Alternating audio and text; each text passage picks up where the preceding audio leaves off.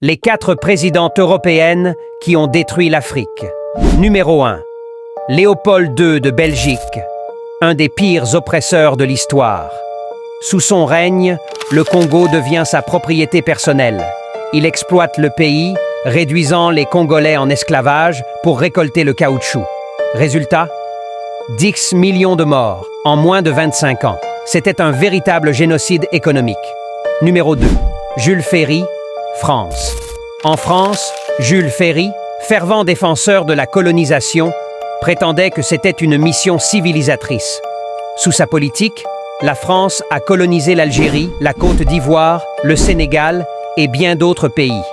Cette colonisation a exploité les ressources, détruit les cultures locales et imposé une domination brutale sur les peuples africains.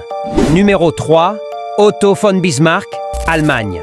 Otto von Bismarck, le chancelier allemand, a organisé la conférence de Berlin en 1884. Résultat, l'Afrique a été découpée en morceaux entre les puissances européennes sans que les Africains aient leur mot à dire. Cette division arbitraire a créé des conflits ethniques et des frontières problématiques qui existent encore aujourd'hui. Numéro 4. Winston Churchill, Royaume-Uni. Winston Churchill, bien qu'il soit célébré pour avoir dirigé le Royaume-Uni pendant la Seconde Guerre mondiale, il était aussi un fervent défenseur de l'Empire britannique. Sous son mandat, le Royaume-Uni a continué d'exploiter des pays comme le Kenya, l'Afrique du Sud et bien d'autres, avec des politiques oppressives qui ont appauvri les populations locales. Ces dirigeants ont laissé des cicatrices profondes sur le continent africain. La colonisation européenne a bouleversé des civilisations entières, pillé des ressources naturelles et laissé un héritage de conflits encore visible aujourd'hui.